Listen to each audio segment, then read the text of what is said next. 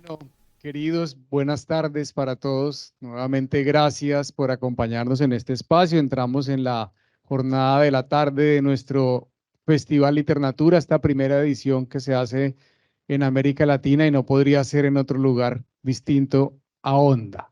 Así que qué maravilla poderlos tener aquí a ustedes y a nuestros invitados. En la mañana tuvimos una deliciosa, maravillosa, entretenida, conmovedora conversación con Sara. Creo que todos quedamos muy pecados y muy antojados de leernos y devorarnos el libro porque queremos saber qué pasó con todo lo que nos contó. Así que hay que hacer un trabajo para que Onda tenga una librería de alguna forma. Algo tiene que pasar también para que este tipo de festivales nos generen posibilidades de acceder a los libros que no sean solamente las bibliotecas públicas como las hay o la Biblioteca del Banco de la República, sino que podamos ir a una librería a comprar ese libro de ese escritor y de esa escritora que con tanto placer crea estos universos y estos imaginarios. La única librería que había en Honda estaba en la plaza de mercado en un puestico al lado de las panelas y los huevos. Y era un señor que se encargaba allí de vender algunos libros usados que la gente sacaba de sus casas y él hacía ahí su curaduría y escogía sus títulos y él los vendía ahí. Ya desafortunadamente ya no está, creo que no volvió a abrir ese puesto. Ahí está todavía como el escaparate donde estaba. Los que vayan a la plaza de mercado van a ver el escaparate y era lo más cercano a la librería que hemos tenido, por lo menos en tiempos recientes en nuestra ciudad. Así que sea un compromiso poder echar a andar también un espacio para poder adquirir estos libros y poder leernos a Sara sin tener que esperar a que el Servientrega o el envía nos demore ese envío de esa publicación. En la tarde de hoy tenemos entonces una conversación denominada Minorías Naturales con Belia Vidal. Este espacio nos lo hemos soñado hace mucho tiempo. Yo tengo el privilegio, la fortuna de conocer a Belia hace muchos años y veníamos coordinando esta presencia porque alguien como Belia, que escribe como Belia, que viene de donde viene Belia, no puede no conocer a Honda. No puede no estar en esta ciudad, no puede no estar conversando de su producción literaria a orillas del río Magdalena y del río Gualíes, que soñábamos que ella estuviera acá y qué bueno, le agradecemos. Acaba de bajar de un avión de Porto Alegre de Brasil anoche, a las 6 de la mañana tomó el transporte en Medellín Honda y está aquí con nosotros. Así que debo agradecer especialmente, Belia, por ese esfuerzo y porque estés aquí compartiendo con nosotros. Pido un aplauso para ella, por favor. Bueno, Belia Vidal Romero, nacida en Vallasolano, Colombia, el 5 de noviembre, estamos omitiendo el año, algunos piden que lo digamos, otros no tanto. Si tú quieres, podemos decir en que mil, 5 de noviembre, o sea, estamos todavía a tiempo de celebrarla esta noche, 5 de noviembre de 1982. Sí, podemos celebrar, Corulich.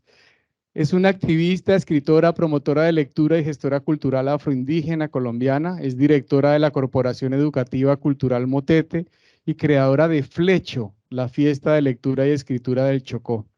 Fue elegida por la BBC en la lista de las 100 mujeres inspiradoras del año pasado, del 2022. Es fundadora de Motete, proyecto comunitario que promueve la lectura y la alfabetización en la región del Chocó. Motete es una corporación cultural que promueve el desarrollo del pensamiento crítico a través de actividades que buscan reivindicar a la cultura chocoana, ubicada en el sector de Chocó, por supuesto, en este departamento en Colombia. Esta iniciativa ayuda a unas 1.500 familias y promueve la lectura a través de clubes de lectura con niños y adolescentes en 5 barrios populares. Desde el 2018 se organiza esta fiesta de lectura y escritura del Chocó Flecho, donde participan cerca de 10.000 personas. Su trabajo como activista contra la desigualdad y el racismo ha sido reconocido a nivel internacional y viene teniendo una agenda súper importante a partir de sus publicaciones, Agua de Estuarios y una publicación reciente que está acá, que es Chocó. Así que tenemos a Belia en conversación con nuestro querido Gregorio Sokolov, arquitecto de profesión, pero realmente es un filántropo y un filántropo de esta región de Honda. Gregorio seguramente me va a decir después, no exagere, porque exagera, porque dijo estas cosas. Pero no, en realidad Gregorio le ha dado un valor al patrimonio, a la recuperación del patrimonio que muchos de nosotros no hemos podido hacer. Y él se ha encargado de poner ese foco y dar realmente esa mano para poder recuperar espacios como la primera botica, la farmacia Cerón, o el trabajo titánico que viene haciendo con la recuperación del Teatro Unión, un espacio que hace parte de la memoria, de la tradición y del imaginario de los hondanos, y que en los últimos tiempos viene abriendo sus puertas, lentamente recuperándose para brindar esta posibilidad de arte y cultura a nuestra ciudad. Así que los dejo con este par de cracks de la cultura y bienvenidos a esta tarde de conversación. Vamos a tener también una interpretación del lenguaje de señas para la población sorda y vamos a estar transmitiendo también a través de las plataformas digitales. Bienvenidos. Bueno, muchísimas gracias. Me siento un poquito cohibido con la hoja de vida de la persona con que estoy comenzando a hacer una pequeña conversación. Los temas que tenemos en común, pues los puedo decir personalmente, yo soy un enorme amante de esa zona del Pacífico. Mi tesis de grado fue hecha en la zona de Huapi, que es en el sur, y viajo constantemente a la zona de Cupica, Vallesolano, Cupica, hasta arriba, hasta Piñas. Eh, Mi profesión es arquitecto, pero soy un amante de la arquitectura, de la naturaleza. Le repito, con la hoja de vida que tú tienes me da un poquito de pena hablarte, pero ese punto en común que tenemos yo creo que puede ser un vínculo muy grande para comenzar una conversación, más con el tema que tenemos el día de hoy, que es de literatura. Eh, no sé si todos o los que estén aquí conocen la costa pacífica. La costa pacífica tiene para mí uno de los elementos más bellos que tiene Colombia y es un bosque y una naturaleza y eh, eh, o sea, un clima que es absolutamente increíble. Eso genera que sea una zona protegida, pues geográficamente y climáticamente, y eso es un parque jurásico. Eso es lo más mágico que ustedes puedan conocer de naturaleza, está en esa región. Yo me quisiera como dirigir en esos aspectos de tu literatura y en esos aspectos de geográficos, climáticos que tiene esa zona. Me gustaría también profundizar un poquito en tu literatura, que me parece eh, buenísimo, es fomentar la lectura infantil. Pues yo trabajo con una fundación de niños abandonados y he tenido siempre como esa necesidad de ver y de que los niños aprendan primero a leer y segundo a conocer nuestro país. Y como tú conoces, sabes, la costa pacífica es una región absolutamente olvidada que no conocemos. Entonces, que lo sean los niños, que lo vean, que tengan esos libros y que tengan eso, yo creo y que demuestren que la naturaleza que tenemos en el lugar me parece mágico. Entonces, eso, pues, te lo agradezco enormemente y yo creo que me gustaría que habláramos de ese tema, de la naturaleza y de la incidencia de la lectura en los niños, mostrando lo que es esa zona del país. Bueno, pues muchas gracias, Gregorio. Muchas gracias a Rafael por la lengua de señas. Muchas gracias, por supuesto, a Ángel, al Banco de la República. Yo me siento muy de la casa del Banco de la República. Este año tuve la fortuna de ser la autora invitada a leer El Pacífico. Y estoy muy contenta de estar aquí en Onda porque hace mucho rato, como efectivamente él lo dijo, queríamos lograrlo, pero es complejo para mí. Pero me gusta mucho estar acá. Me gusta mucho por el Magdalena, me gusta mucho por el calor, me gusta mucho por saber que hay un río que se llama Gualí, como los gualíes que tenemos nosotros, que son los rituales mortuorios de los niños. Eh, en el Pacífico, cuando se muere un niño, se le hace un gualí o un chigualo. Y eso me pareció fantástico cuando venía por la carretera y había un río que se llamaba Gualí. Yo dije, ¿qué es esto tan especial? Y bueno, y ahora resulta que el perro de aquí del banco se llama Gualí. Entonces, estoy encantada con eso. Tomás González escribió yo tuve la fortuna de que Tomás leyera mi libro, Aguas de Estuario, que me visitara en Vallasolano y bueno, nos hicimos amigos. Esta semana debo volver a visitarlo, le hice la promesa. Y tuve la gran fortuna porque pues es un escritor al que admiro muchísimo, para mí uno de los mejores escritores que tiene este país, que deberíamos leer mucho más. Tuve la fortuna de que Tomás escribiera sin que yo se lo pidiera. Yo le mandé una carta y él me respondió otra carta. Y en la carta que me mandó me hablaba sobre haberme leído. Yo decía, como, ¿qué he hecho para merecer esto?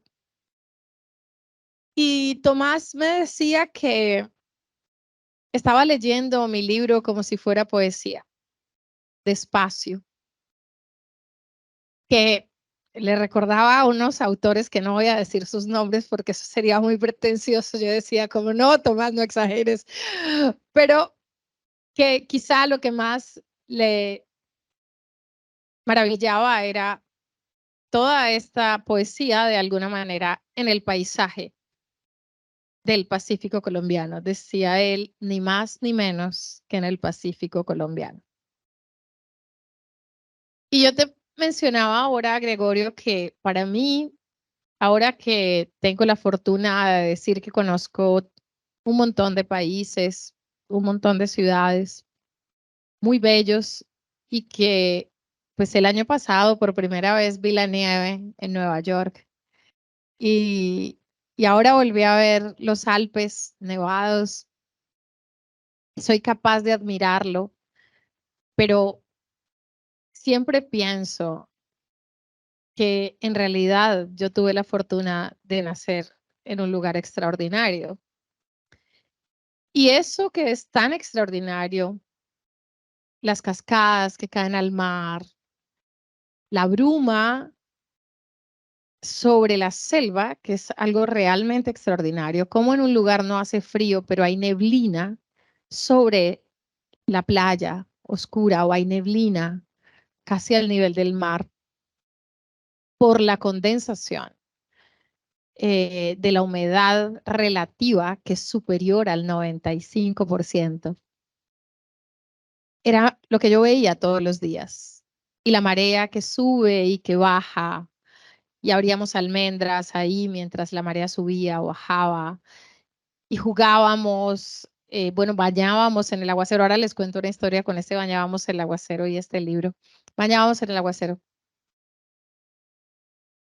E íbamos siempre, todas las semanas, a alguna cascada, porque teníamos en cantidades, cada 100 metros hay una cascada entre el aeropuerto de Vallasolano y la punta del faro. Y entonces, cuando yo tenía como 12 años, 13 años, que me empecé a descubrir otra, empecé a sentirme que me parecía mucho a todo eso. Y después ya aprendí o aprendí a decirlo ahora que me dedico a este oficio, que yo soy como una metáfora de ese paisaje y eso es un absoluto privilegio. Porque la bahía que tú conoces muy bien, la bahía de Vallasolano, porque conoces hasta Cupica, hasta la bahía de Cupica, es una bahía muy profunda, muy, muy, muy profunda, que si tú la miras parece un lago, no hay olas, es completamente, completamente serena, plana, pero al fondo están las fieras del mar, las bestias. Y entonces hay tiburón ballena ahí en la bahía, ahí en la bahía, ahí como a nada, tú los ves desde el muelle. O te sientas en el muelle y ves saltar una ballena porque es tan profundo que lo puedes ver desde la orilla. Entonces, yo empecé a sentir que yo era como eso, así, que me veía muy serena, pero era un demonio por debajo. Podía hacerlo, pero podía ser también serena y que podía cambiar todo el tiempo como esa agua. Y después empecé a entender cómo ese paisaje, cómo esa naturaleza moldeaba nuestro carácter ¿sí? Mis abuelas, sobre todo una de ellas, a la que le dediqué un libro que va a salir en algún momento, yo que sé, el año entrante o el que sigue. Porque ella es como el agua y puede refrescarlo todo, reverdecerlo todo o destruirlo todo. Y entonces ese carácter está adquirido de ahí, del mar Pacífico, que es así, de la selva, que es así, que es tan dura. Yo hace mucho rato me alejé de esta idea de romantizar este paisaje, de romantizar esta selva y de romantizar además la pobreza en la que vivimos en medio de toda esta riqueza. Sí, soy consciente de la exuberancia y cuando escribí este libro el año pasado, fui mucho más consciente por el proceso de investigación, pero soy consciente de que es duro. Es duro habitar ahí porque puede llover 5 días sin parar. ¿Y qué haces? Aprendes a seguir la vida mientras llueve, cambia la intensidad, llueve más suave, pero llueve, yo los he contado, 4 días. Y encima, si al principio es una tormenta, se cae la conectividad y hemos tenido 4 días sin internet, sin ninguna clase de comunicación y todo el tiempo lloviendo. Entonces ahora estoy escribiendo un cuento de una mujer que le crece una planta de anamú por la vagina, porque si te quedas quieta te empiezan a crecer plantas por todos lados, con tal humedad, con tal lluvia. Y eso no es fácil porque entonces tu piel es más propensa, donde hay tanta agua, donde hay tanta vida, pues la vida sale por todos lados, ¿no? Y los hongos se reproducen por montones y si además no hay agua potable, entonces hay más propensión a ciertas enfermedades y por eso hay más mosquitos y todo lo que eso representa. Entonces yo no hablo solo de la belleza porque soy consciente de todo lo que hay detrás. De modo que cuando yo empecé a escribir, pues eso tenía que estar ahí. Tenía que estar ahí porque eso es lo que soy yo. Y sale de una manera absolutamente inconsciente. Absolutamente inconsciente. Yo no me propuse que este libro, que iba a ser un libro que se llamara Aguas de Estuario y otro que se llamara Chocó, Selva, Lluvia, Río y Mar y otro que se llamara Cuerpos de Agua y otro que se llamara Afluentes y otro que se llamara Oír Somos Río. Nunca me hubiera imaginado eso. Además porque me hubiera parecido un poco ridículo. Sí, es como, pero así ha pasado porque no tengo otra forma de existir. Y a eso me refiero, digamos, eso creo que es esto de la literatura. Te voy a responder lo de los niños. Cuando nosotros empezamos a hacer promoción de lectura hace más o menos 8 años, ya casi, que regresé a vivir al Chocó, después que a Luis Miguel le dio un infarto y entonces yo dije, no estoy haciendo nada con mi vida, me voy, él fue el detonante, uno de los 2 detonantes.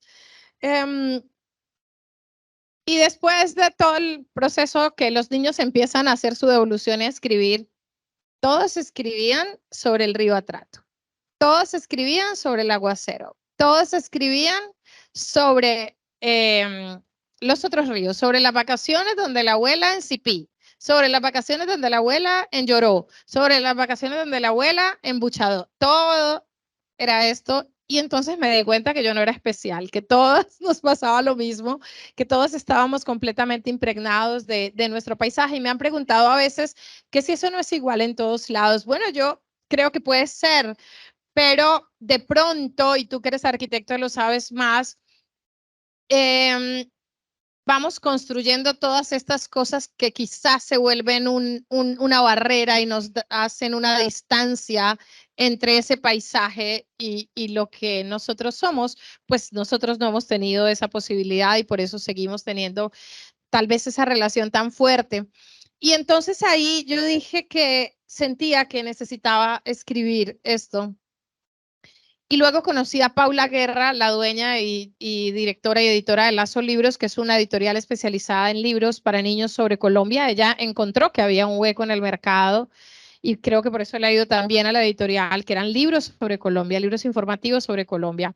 Y este es el tercer libro de Lazo y ha sido extraordinaria la respuesta, extraordinaria, porque así como tú, resulta que hay mucha gente que ama el Chocó, pero hay mucha gente que no sabe relacionarse con el Chocó, es decir, se sigue relacionando desde los estereotipos, se sigue relacionando desde el racismo y se sigue relacionando desde el desconocimiento. Así que este libro es una apuesta por una información equilibrada, justa, no condescendiente. Y hemos encontrado una respuesta fascinante, no solamente de parte de los chocuanos, sino que hemos encontrado que un niño en Australia se enamora de Emilia y se siente identificado y se enamora de Colombia a través del Chocó, o un niño en Canadá. Y pues siento que eso era lo que queríamos que se lograra y está pasando. Yo no sé si respondí a todo o mucho más. Realmente el tema del Chocó es un tema absolutamente fascinante. Me devuelvo un poquito hacia la naturaleza y no hacia los temas eh, culturales, pero nada más la naturaleza del Chocó es tan impresionante. Cuando vayan, en un día pueden haber 5 cambios de clima extremos, desde un aguacero que uno cree que el agua sale de abajo hacia arriba, es impresionante porque rebota el agua tan fuerte sobre el mar, que es plano, que uno siente que el agua le entra por dentro de la chaqueta, y es una realidad, además, ocurre. Y los colores cambian radicalmente. De las 9 de la mañana a las 11 puedes tener 5 colores de mar totalmente distintos. El efecto que dices que es impresionante, la profundidad de la bahía. La bahía es tan profunda que se ve negra. Entonces llega uno al Chocó, aterrizas en Vallesolano, que no sé ahorita cómo llegan, pero los aviones llegan, bajan de la montaña dentro de una nube permanente, absurda, y bajas dentro de la nube y te vas por la bahía hasta unos peñascos que hay donde saltan ballenas muchas veces, y se devuelve el avión y aterriza en contra cuando está el viento hacia un lado hacia el otro. Y uno dice, uy, qué mar tan negro. No es el mar que uno tiene en la cabeza, que es un mar azul. Y es mentira. El mar es absolutamente cristalino. Lo que dice Belia, a mí me dice como la otra actriz. No, yo no soy la actriz. Los tiburones ballena pasan debajo de la lancha y uno dice, ¿pero qué es esto? Un tiburón ballena. Y dice, y dice, no, pero son locos. O sea, es algo que uno no entiende. Es una cosa que para mí es mágica. Y que se acostumbran la gente de allá a verlo todos los días. Sí, pasó otro. La ballena. Sí, la ballena. Pero eso es algo que se acostumbran de ver eso y de tener esa belleza. La belleza, para mí, personalmente, es una cosa impresionante, y los cambios de color, que es un tema, como arquitecto, pues me preocupo mucho por los colores y es una de mis preocupaciones en Onda. Y me preocupo mucho de cómo el color se ve y cómo afecta a los lugares. Y este es un sitio que el color cambia de una hora a otra, puede cambiar 6 veces. Uno ve los tiburones ballena debajo del barco, pero literalmente a 2 metros, y te metes a ese mar y ese no es 2 metros, pueden ser 6 metros de profundidad, pero es tan translúcido que no se ve. Uno se mete a caminar al mar, es muy, muy profundo, baja muy rápido, y los pies te los puedes ver perfectamente a cualquier profundidad. Es impresionante, es una cosa tan bella, y eso debería afectar tanto la naturaleza, esos cambios de color en todo afectan la naturaleza y la percepción de la gente hacia la vida. Un muchacho o un niño del Chocó que tiene esa eh, opción de ver el cambio de los colores permanentes en las cosas, pues le cambia la cabeza. Un muchacho que sabe que cuando llueve puede salir y puede seguir viviendo, pues le cambia la cabeza. Nosotros en las ciudades, en Bogotá, Medellín, llueve y uno no sale, está lloviendo. Si eso ocurriría en el Chocó, pues no existiría el Chocó. Es una cosa impresionante. Pero todo eso que dices tú, lo toman como si fuera gratuito.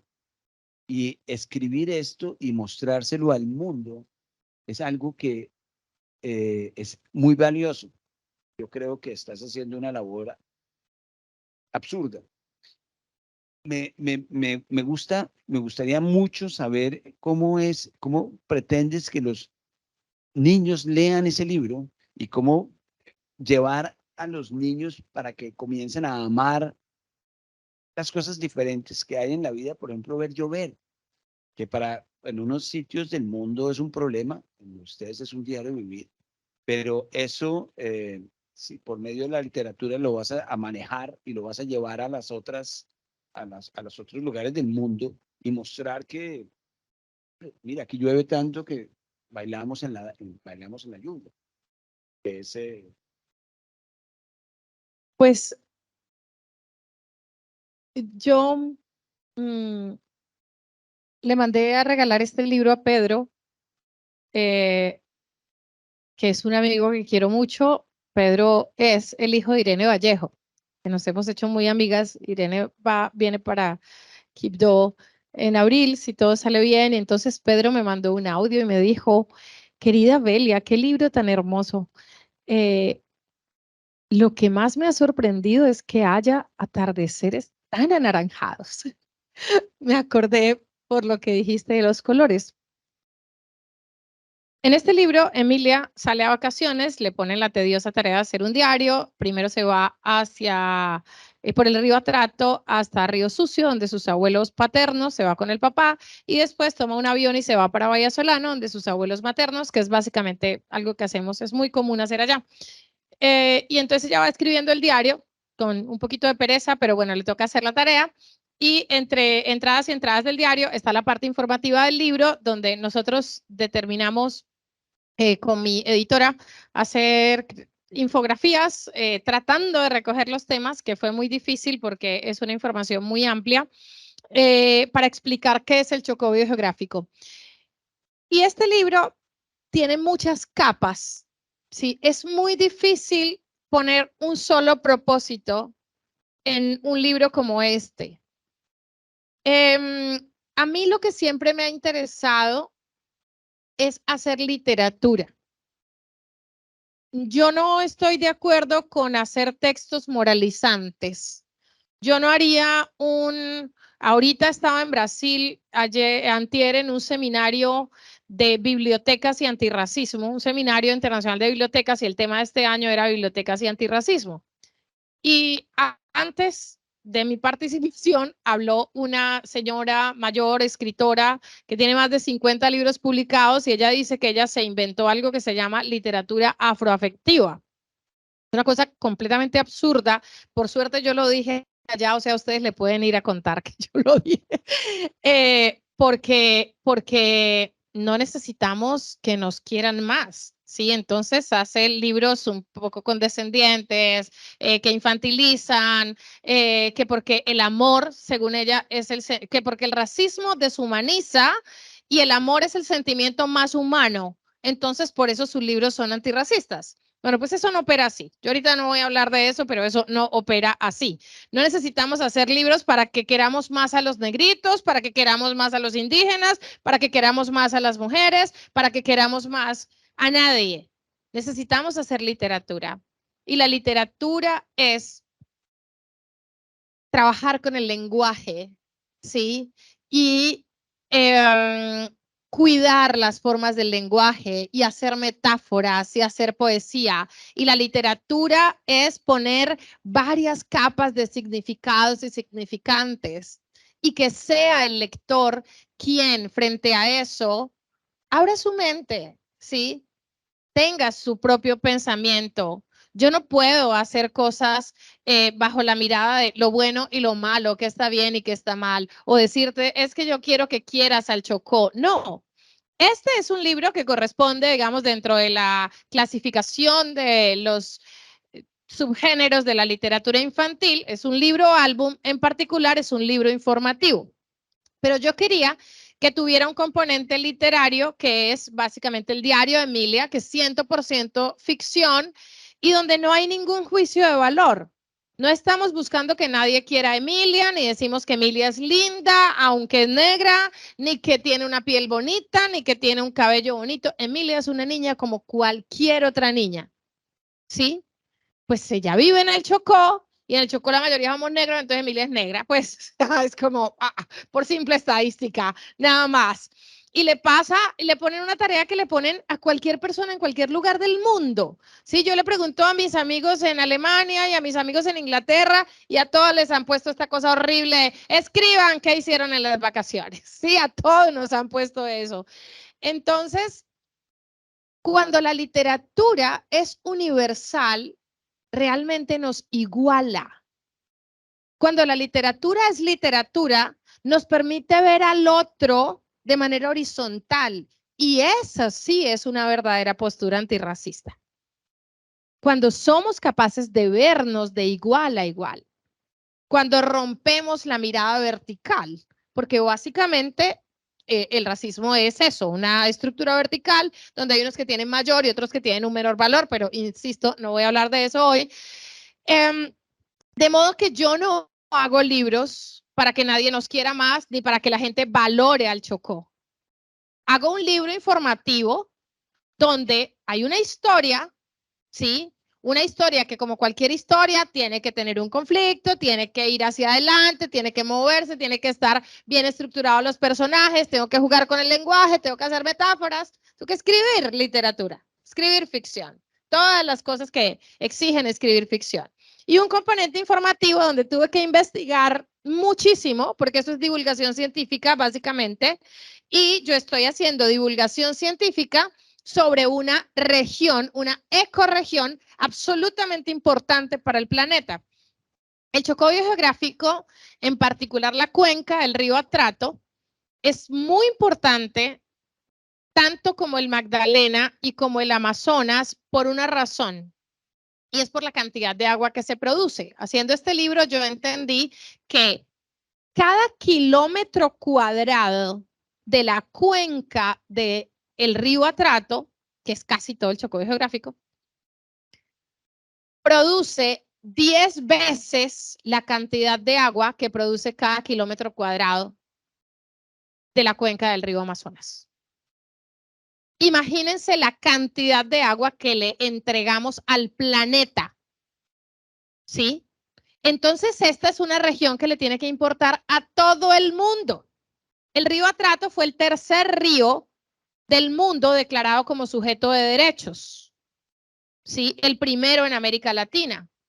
¿Por qué? Porque es un río absolutamente importante para todo el mundo. Entonces, así como leemos sobre el Amazonas, así como tenemos un montón de libros, yo creo que muy pocos suficientemente poéticos, de pronto Grávido Río, pero no tantos tan poéticos sobre el Magdalena como yo quisiera.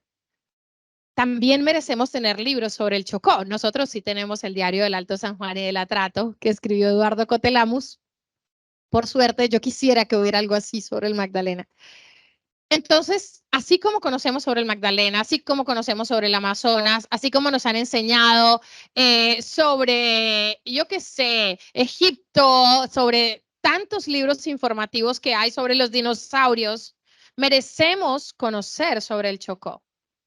De modo que lo que nosotros estamos haciendo es, o lo que hicimos en particular con este libro, es darle la posibilidad al mundo de que conozca ese lugar tan extraordinario, porque sí que es extraordinario. Y cuando uno revisa este libro, se da cuenta que de verdad es extraordinario. Mi editora me decía como, yo te copié con este libro y lo sacamos adelante, pero ahora me doy cuenta de lo extraordinario que de verdad es el Chocó biogeográfico. Y entonces, como tiene un componente tan fuerte de ficción y el componente de no ficción, el libro tiene muchas capas. muchas capas, y es un libro en el que terminamos hablando de conflicto. Tuvimos además una gran discusión porque el libro dice en alguna parte, habla de racismo estructural, y es como un libro para niños habla de esto, pero no podríamos hablar de esa región sin esto. Hacemos una comparación sobre los días de lluvia, y eso te permite ver de manera muy asombrosa todo lo que llueve en el Chocó biogeográfico, pero además entendemos que Urabá hace parte del Chocó biogeográfico y que los límites de una región, de una ecorregión, no son los límites políticos de los departamentos ni de los países, y que esta región va desde Panamá hasta Ecuador. Entonces, estamos entendiendo mucho más allá y desde la cresta de la cordillera occidental, pues hasta el mar Pacífico, y eso incluye, por supuesto, también el Golfo de Urabá. De modo que es una lectura mucho más amplia, mucho más profunda, que permite muchísimas miradas y muchísimas discusiones sobre el Chocó biogeográfico. No es esta cosa tan simple de decir lo negro es bello, el Chocó es bello, el Chocó es extraordinario o es maravilloso. Yo no podría hacer una cosa de estas, sobre todo cuando estamos hablando de un lugar tan complejo. Las capas que hablas, de todo ese hojaldre de capas que tiene el Chocó, que no solamente está en tu libro, sino que las tiene el Chocó, que son la parte del clima, la parte cultural, la parte gastronómica, que es fabulosa, perdónenme que no hace parte de literatura, pero comen la mejor comida del mundo desde el Pacífico. Es muy propia de esta región, es muy propia de ustedes, del Pacífico. Lo que tú dices de la influencia climática que tiene el Pacífico a nivel mundial, inclusive, es muy importante. Inclusive, pues, ahí se sabe cuando viene el fenómeno del niño y la niña. Yo estuve en el mes de marzo en la zona, y ya nos decían todos los locales, nos decían, mire, tiene un fenómeno de niño absurdo, y decimos, ¿pero por qué? Mire la temperatura del mar. Y nosotros, pues, yo soy bogotano, no conozco cuál era la diferencia, pero lo sabían pues, inmediatamente. Y toda esa cultura local es muy difícil de transmitir para el mundo exterior. O sea, uno explica, o en tu libro explicas que llueve tanto que, pues, no sé, que se inunda la ciudad, todo lo que pasa en el Pacífico, y uno ve ese libro y se lo lleva a una persona, no sé, en cualquier país del sur de Europa, y ellos van a leer el libro y decir, uy, mamá, mire, ya sí llueve. O mire, mamá, una cantidad de cosas que no son fáciles de transmitir o de explicar, o de comparar con lo que ellos tienen. Eso me parece bellísimo de tu literatura. Tratar de mostrar lo poco que tiene. Uno no lee, por ejemplo, los libros de Amil, ¿cómo se llama este árabe? Yo soy muy malo para nombres, que les pido disculpas. Amil Kaduf, se llama, creo que es, que son todos sobre el desierto, y uno lee un libro de él y uno dice, uy, sí, muy bonito, pero uno no lo puede vivir como uno vive las 7 capas que tiene el Pacífico, las 15 capas que tiene el Pacífico. Allá hay una capa. Allá es una capa, la cultural y la climática.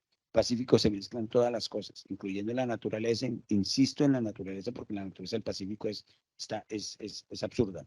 Entonces, explicar eso por medio de literatura, porque tienes el medio nada más escrito, es muy difícil. La parte del libro que lo estuve viendo antes de entrar a este conversatorio, tiene una parte gráfica muy bonita también, que me parece que colabora muchísimo dentro de la literatura tuya. Repito, por ejemplo, está el color ahí, está la sensación de la lluvia caer sobre los niños, están otras cosas que son ayudas gráficas para poder entender un libro. ¿Qué pasa cuando uno presenta este libro y se traduce en otros idiomas? ¿Qué genera en la gente? La traducción, ¿cómo se maneja? ¿Cómo es ese cambio cultural para poderlo llevar a inglés, alemán, no sé, que otros idiomas se vaya a traducir? Es muy difícil hacer eso, nada más con los nombres. Pues bueno, eso por suerte lo hace Annie, que es mi traductora hasta ahora, Annie McDermott. Y Annie ha hecho un trabajo extraordinario. Hay un cuento que yo escribí que se llama Otilio, que ocurre en el río San Juan, que salió en un libro que en español eh,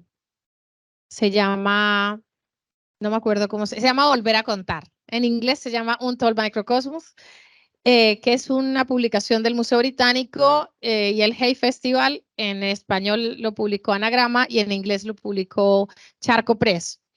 Y Annie tradujo también otro cuento mío que se llama Alabao, que también ocurre como en el San Juan un poco y que salió en una revista donde también salió un texto de Sara en una edición especial de London Magazine, una revista muy importante.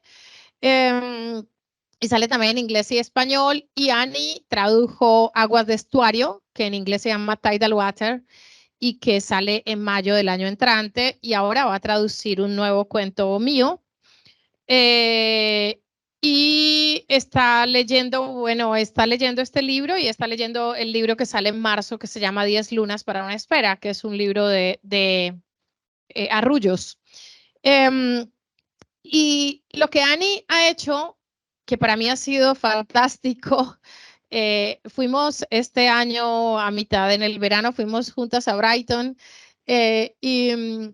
y fuimos al mar y es impresionante porque ella habla todo el tiempo como con mi lenguaje y entonces me dijo, yo quiero que vamos a Brighton juntas para calmar tu ausencia de mar y entonces ella sabe que la temperatura en el Pacífico es distinta y todo el tiempo hace alusiones a que, bueno, la gente se queja de la lluvia de Londres, pero pues yo no me quejo de la lluvia de Londres. Lo que ella ha hecho todo el tiempo es escuchar la música, buscar muchas fotografías y,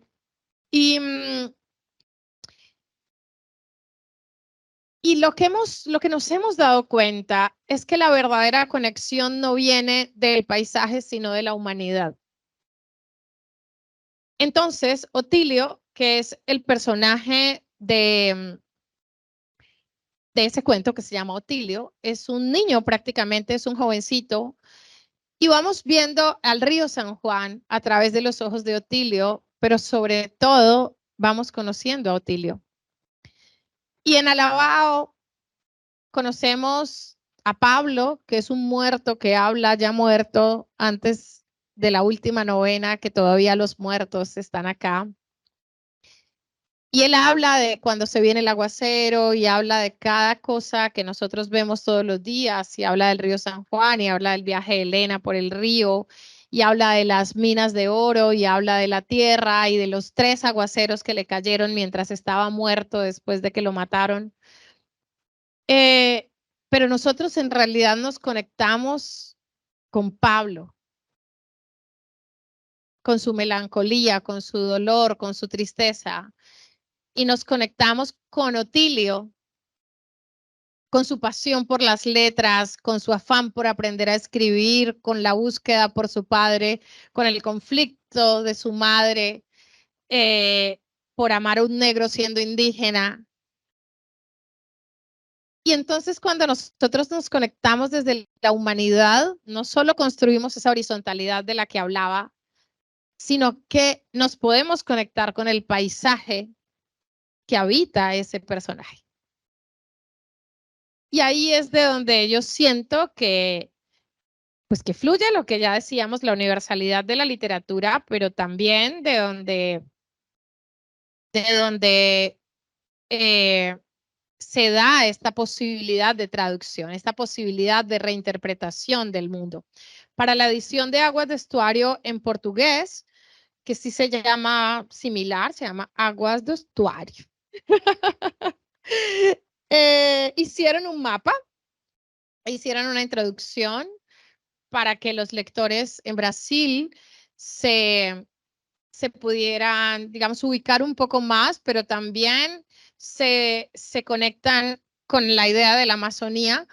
Pero a fin de cuentas, mis lectores que me han escrito desde Brasil o ahora, por ejemplo, la lectora, la persona que me entrevistó en Bali, en el festival que estuve hace poco, me mandó un texto precioso, no habla nada de español, no tenía ni idea que el Chocó existía, pero me escribió una cosa maravillosa porque se conectó con lo que a mí me produjo el paisaje, con lo que hace esa naturaleza en mí, pues que soy la primera persona, o que es la primera persona que narra Tidal Water. De modo que yo siento que, insisto, eso es lo que permite la conexión, ¿sí? La conexión con el personaje, la conexión con el otro que habita ese lugar, ¿sí? Antes que con el lugar. Por eso no puede ser una simple descripción del lugar, sino lo que la naturaleza hace en el sujeto, ¿sí? Por eso es tan importante que el personaje sea metáfora de ese paisaje, como yo siento que lo soy. Ahora, frente a los nombres, pues yo creo que mi traductora ha hecho un ejercicio muy juicioso. Se respetan muchos términos. El cuento alabado se llama alabado porque no hay forma de traducir el alabado, la palabra alabado.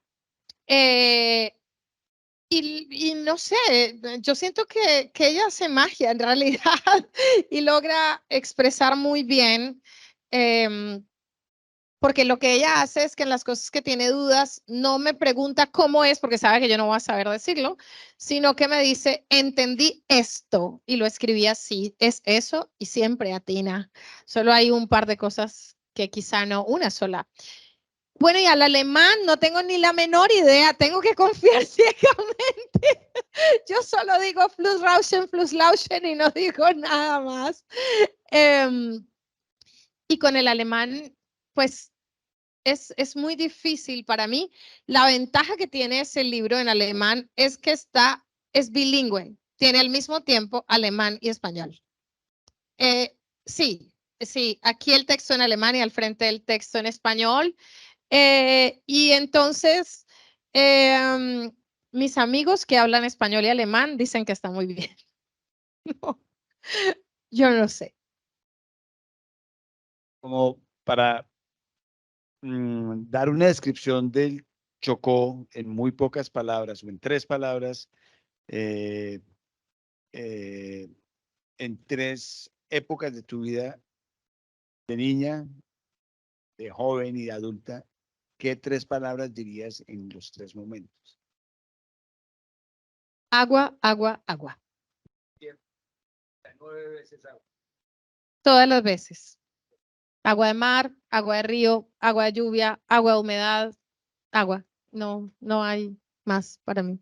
Porque la selva es selva por el agua, las nubes, el cielo blanco, gris, el gris pacífico es por el agua.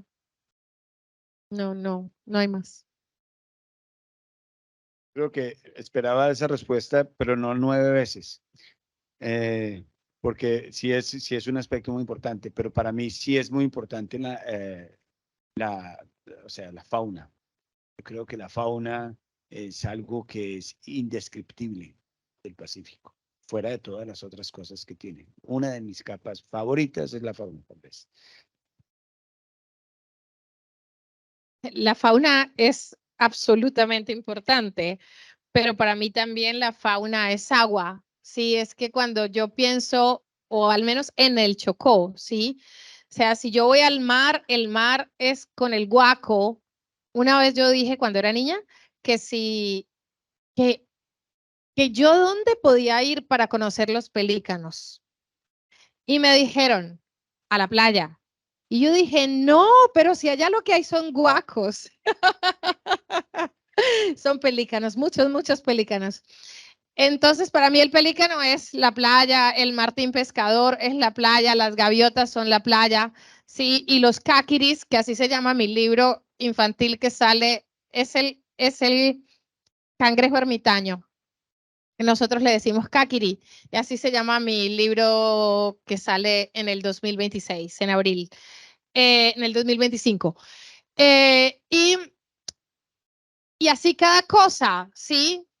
Los sapos, por ejemplo, que son súper importantes en Vallasolano y que entran a las casas y bueno, yo, no sé, yo tengo un especial afecto por los sapos, me caen bien y detrás de los sapos vienen las culebras y las aves son distintas en el verano y son distintas, los colibríes están ahí todo el tiempo y si hay mucho aguacero, entonces hay unos animales y si hay sequía hay otros animales porque salen las culebras, por ejemplo, a buscar agua siempre. Entonces para mí todo gira alrededor del agua. Sin duda es muy importante y el atrato pues es la doncella y es la sardina y es el bocachico y es el dentón y es el barbudo, ¿sí?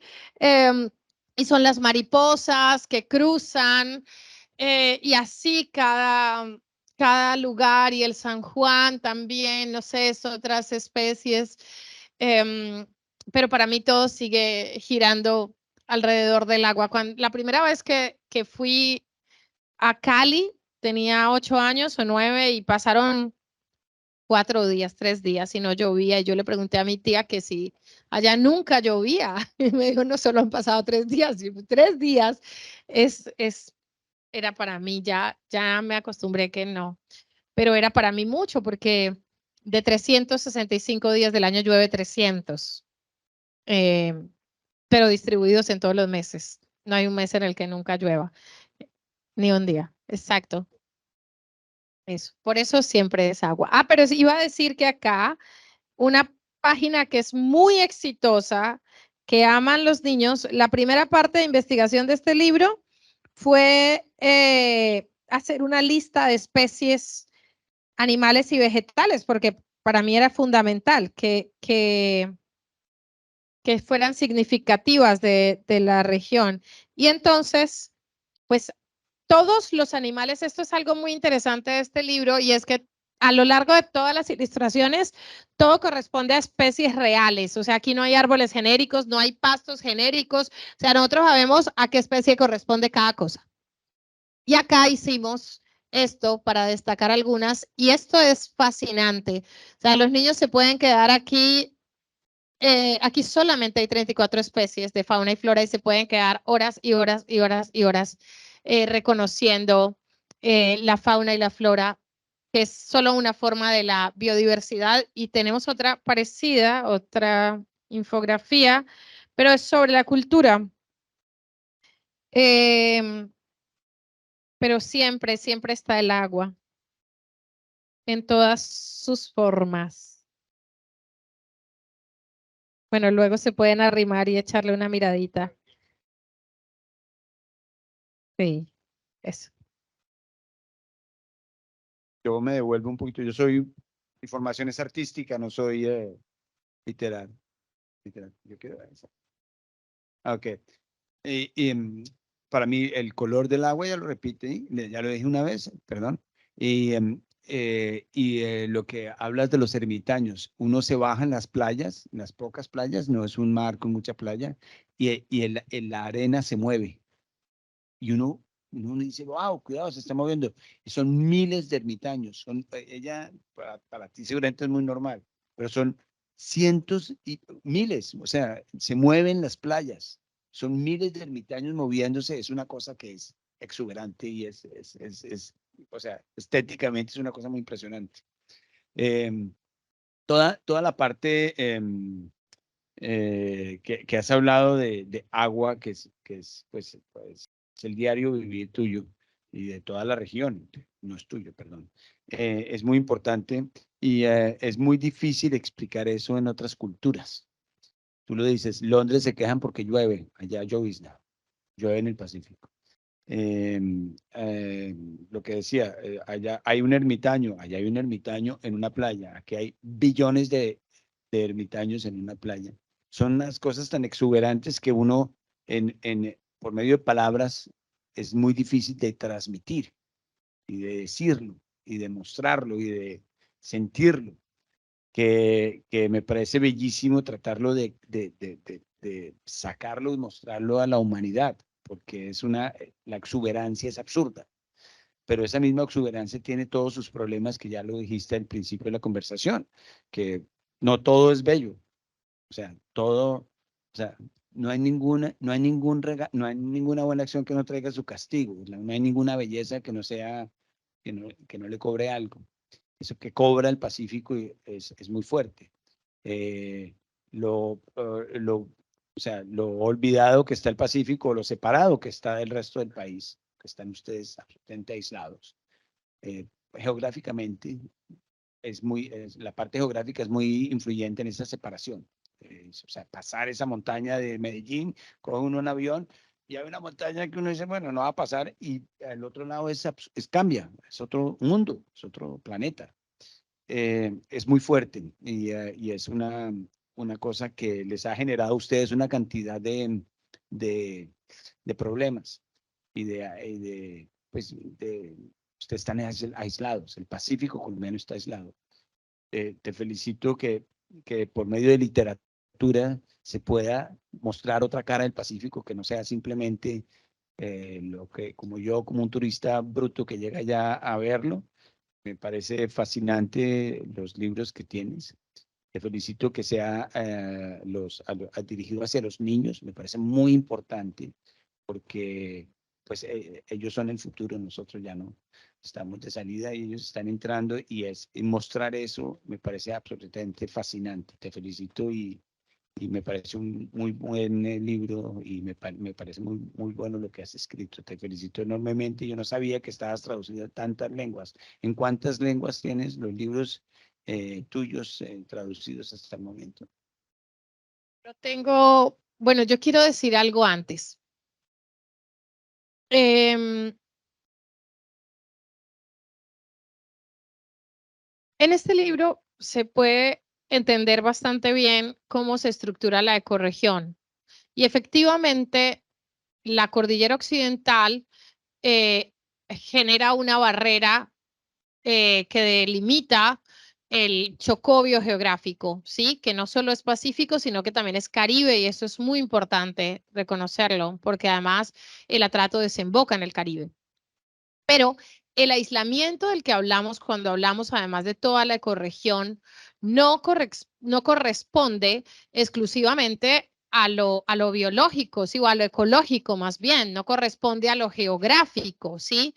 En esta región, justamente por la riqueza que tiene, por la riqueza de la biodiversidad, se instaló desde, bueno, el Santa María la Antigua del Darién, que fue la primera población fundada por los españoles en América, queda en el Chocó biogeográfico, ¿sí? Queda en el Golfo de Urabá, del lado del Darién, es decir, del lado del Chocó, corresponde hoy al municipio de Unguía.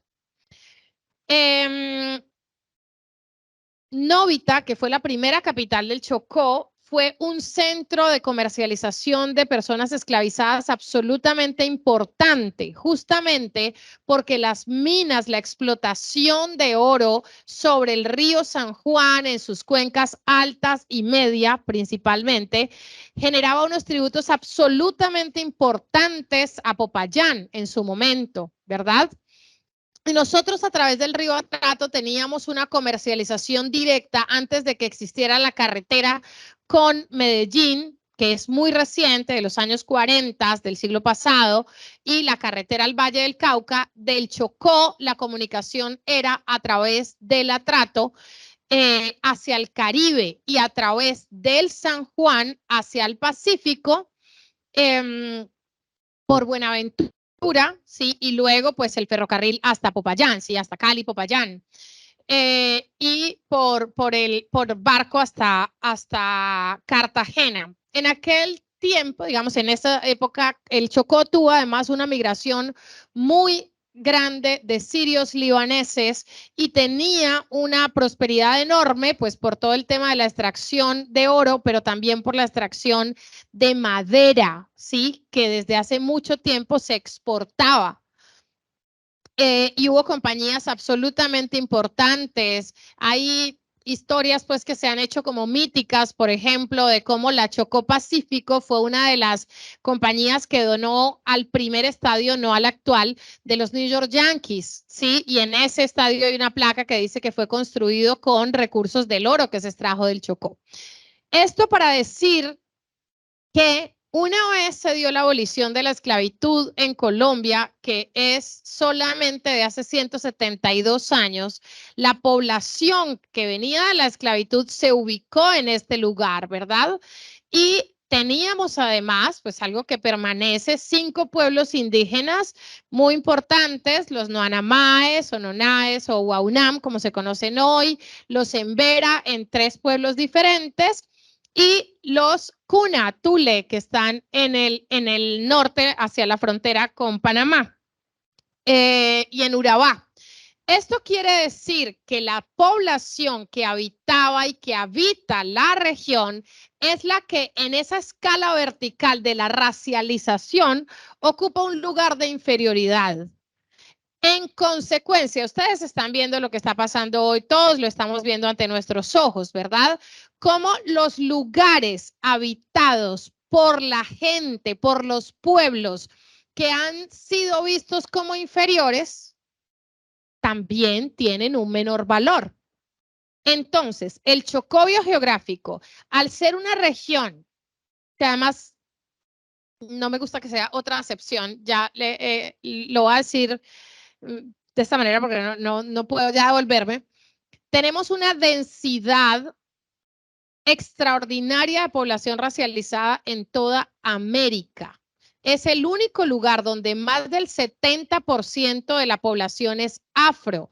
No hay ninguna población ni en Brasil, en América Latina me refiero, en Brasil, donde más del 70% de la población sea afro, ¿sí? Numéricamente hay mucha más gente, pero siempre son minoría en todas las poblaciones, incluso en Río de Janeiro, en Salvador de Bahía, ¿sí?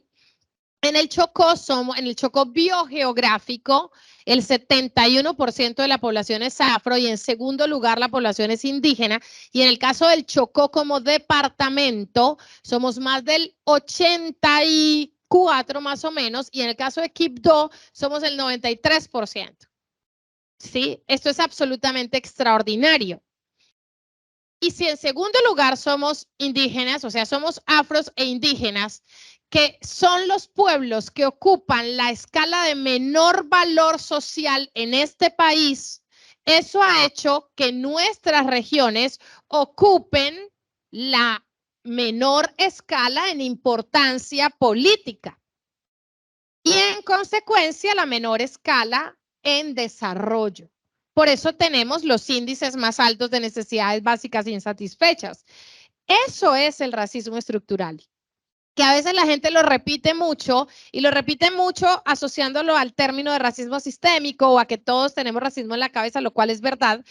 Pero cuando explicamos el aislamiento, es muy importante a la hora de explicar o entender el aislamiento del Chocó biogeográfico de las regiones del Pacífico y del Caribe, además de las poblaciones racializadas, hay que entender lo que es el racismo estructural.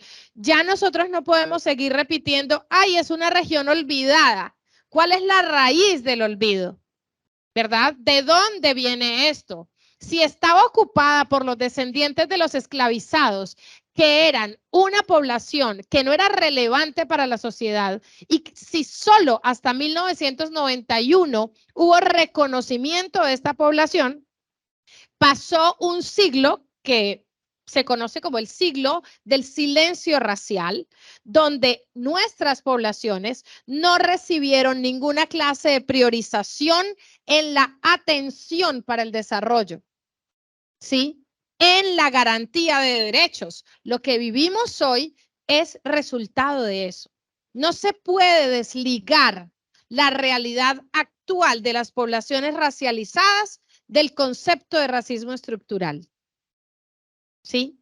No podemos desligarlo solamente a que allá llueve mucho, a que está al otro lado de la cordillera, a los mandatarios corruptos, que todo eso es real y no lo vamos a negar, pero también hay otras regiones, muchas, con mandatarios corruptos, ya de eso lo sabemos de sobra, ¿verdad? Hay otras regiones con difícil acceso también en el mundo entero, pero no hay otras regiones donde esté concentrada, donde estén concentrados los descendientes de los esclavizados. Yo tengo textos en inglés, lo cual es un verdadero privilegio porque solamente el 0.02% de lo que se publica en español se traduce al inglés. Pero el primer libro completo sale realmente el 14 de mayo del año entrante con Charco Press. Lo otro han sido cuentos con participaciones. Yo soy coinvestigadora del Museo Británico. Entonces, digamos, y soy becaria de la British Library y eso me ha permitido pues también como acceder al mundo anglosajón y ahora en particular pues a Gran Bretaña y ahora tengo una agencia. Soy la primera autora latinoamericana representada por Andrew Norbert Associates, que es una agencia de 40 años de Reino Unido. Y bueno, estoy traducida al portugués y también tengo ya, digamos, otras relaciones y otros trabajos en Brasil que están avanzando despacio y estoy traducida al alemán. Eso no es tanto en realidad, pero digamos que en el universo de la literatura colombiana está muy bien y bueno, yo sigo trabajando. Pero por suerte, digamos, mi trabajo sí ha llegado a otros lugares, porque a veces llega más rápido el trabajo y la palabra y los videos que los libros normalmente. Yo espero que luego los libros vayan llegando también a los otros lugares, ¿no? Donde he tenido la posibilidad de estar. ¿Has tratado de poner tus libros en cine o en otros medios audiovisuales o han tratado de producir tus libros para documentales o ese tipo de... Bueno, ahora estoy haciendo algo que me tiene muy contenta, que es como una especie de expansión de la literatura. Cuerpos de Agua, que es un poemario, está siendo trabajado por Rafael Palacios, que es coreógrafo de Sankofa, una compañía, el director de Sankofa, que es una compañía muy importante. Él está creando una obra que se llama Geografías Líquidas, que es inspirada en Cuerpos de Agua. Que probablemente se va a presentar primero, no, esa no sé cuándo se va a presentar, en noviembre del año entrante, yo creo, pero en 10 lunas para una espera, que es el libro que sale con Penguin Random House en marzo del año entrante, está siendo musicalizado, va a salir una obra para ópera que la va a interpretar, si todo sale bien, Betty Garcés. Inicialmente tendríamos una presentación en Londres y luego en el Teatro Mayor Julio Mario Santo Domingo. Y bueno, y ahora estoy haciendo un trabajo que sobre mi libro Afluentes y sobre un proyecto con unos petroglifos de Gorgona que están en el Museo Británico. Y pues yo espero que ahí haya una intervención de artes plásticas por parte de Liliana Angulo, que ya estoy trabajando con ella un poco. Entonces, eso es como lo que ha pasado como con la expansión a otras manifestaciones artísticas. El libro en alemán es realmente un libro objeto y por eso estuve en la Documenta en Kassel el año pasado, que es una exposición de arte, pues la más importante en realidad de esa zona de Europa, porque es un objeto artístico y creo que el año entrante vamos a trabajar un poco con eso también. Y trabajo con museos, ¿sí? Y ya uno de mis textos es un objeto coleccionado en el Museo Británico. Un aplauso, por favor, para Belia Vidal, para Gregorio Sokolov. Muchas, muchas gracias, Belia. Sueño cumplido.